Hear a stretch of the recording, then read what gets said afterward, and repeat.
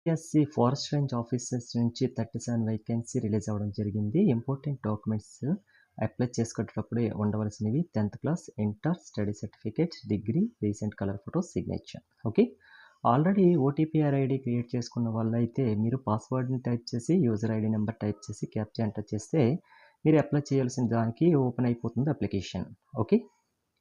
Next Jones చూసుకుంటే 4 Jones ఉన్నాయండి.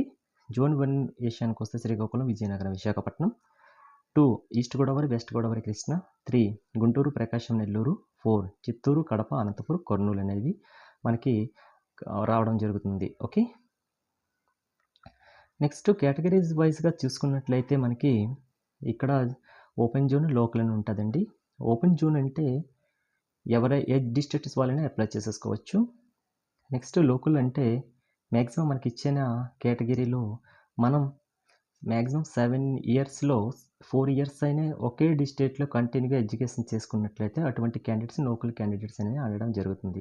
అటువంటి క్యాండిడేట్స్ జోన్ 1 అవ్వచ్చు, 2 అవ్వచ్చు, 3 అవ్వచ్చు, 4 అవ్వచ్చు. వాళ్ళ డిస్ట్రిక్ట్‌లో వాళ్ళ ఎడ్యుకేషన్ కంటిన్యూ చేసుకున్నట్లయితే వాళ్ళు లోకల్ జోన్‌లో అప్లై చేసేసుకోవచ్చు. ఒకవేళ లోకల్ జోన్‌లో వాళ్ళకి పోస్టింగ్ లేకపోతే అప్పుడు వాళ్ళు వచ్చే ఓపెన్ జోన్‌లో మీరు పార్టిసిపేట్ చేయొచ్చు. అదే అప్లై చేసేసుకోవచ్చు. మెయిన్ ఇంపార్టెంట్ ఇది. ఓకే.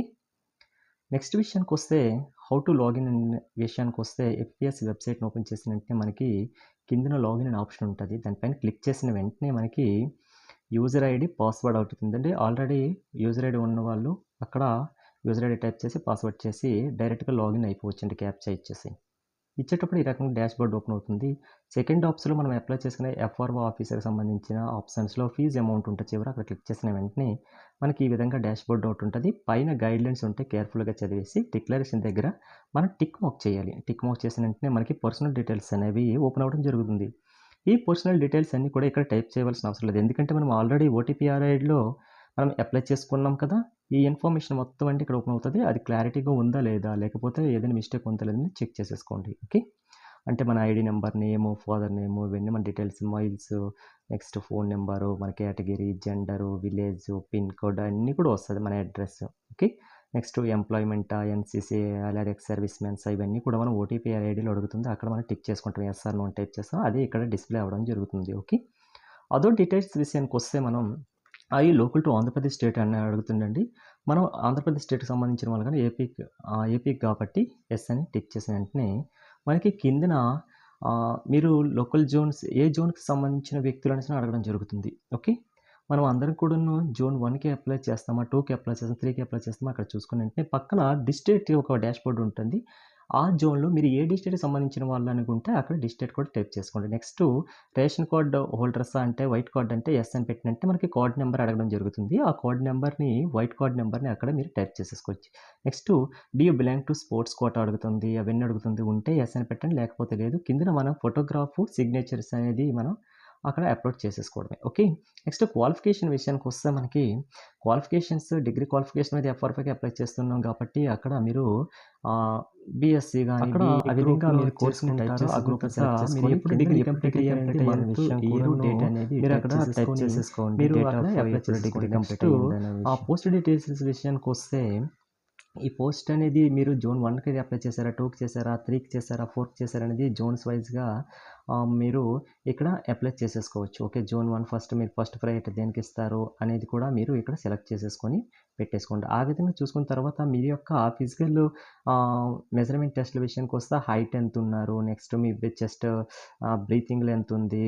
నెక్స్ట్ బ్రీతింగ్ తీసుకున్న తర్వాత ఎంతుంది? అనే పర్సనల్ డీటెయిల్స్ అన్నీ చేసుకుంటారు. నెక్స్ట్ డిఫరెన్షియేషన్ ఎంత అనేది చేసుకుంటారు. నెక్స్ట్ ఎగ్జామినేషన్ సెంటర్స్ మీరేనండి సెలెక్ట్ చేసుకోవాలి. మీరు శ్రీకాకుళమా, విజయనగరమా, విశాఖపట్నమా చాయిస్ ఆఫ్ యువర్స్ అండి. మీ చాయిసేనండి. నెక్స్ట్ పేమెంట్ డీటెయిల్స్ విషయానికొస్తే ఒక్కసారి పేమెంట్ అయిపోయిన తర్వాత మీకు రిటర్న్ అనేది రావడం జరగదు. ఒక్కసారి మీ అమౌంట్ కట్ అయిపోతది మీ అకౌంట్ నుంచి. కొన్నిసార్లు ఈ అప్లై చేసిన జాబ్స్‌కనేది వెళ్ళకపోవచ్చు. అటువంటి సందర్భాలు కూడా ఉంటాయండి. కాబట్టి మీరు సేవ్ చేసి సబ్మిట్ చేసిన తర్వాత పేమెంట్ డీటెయిల్స్ విషయాన్ని కూడా డాష్‌బోర్డ్‌లో మీరు ఒకసారి చెక్ చేసుకుంటే బెటర్. ఓకే. లాస్ట్‌గా డిక్లరేషన్ ఓకే చూసుకొని షేర్ బటన్ పైన క్లిక్ చేసిన వెంటనే మీకు ఈ విధంగా పేమెంట్ విషయం వస్తదండి. మీరు నెట్ బ్యాంకింగ్ చేస్తారా? లేకపోతే ఏది చేస్తారంటే మీ ఇష్టమండి. చేసిన తర్వాత క్లిక్ చేసిన వెంటనే మనకి ఈ విధంగా ఓపెన్ అవుతుంది డాష్‌బోర్డ్. అక్కడ ఒకవేళ క్రెడిట్ కార్డ్ యూజ్ చేస్తే మీ card number, card holder name, next ఎప్పటి నుంచి ఎక్స్‌పైరీ డేట్, దాని పైన సీవీవీ నంబర్ ఇవన్నీ కూడా కరెక్ట్‌గా ఇచ్చేసి మీరు కిందన ఆహ్, అక్కడ పే నౌ అనే బటన్ ఉంటది. ఆ పే నౌ దగ్గర చేసుకున్నట్లయితే పేమెంట్ అనేది సక్సెస్‌ఫుల్‌గా అవుతుంది. మీ యొక్క అప్లికేషన్ సబ్మిట్ అవుతుంది.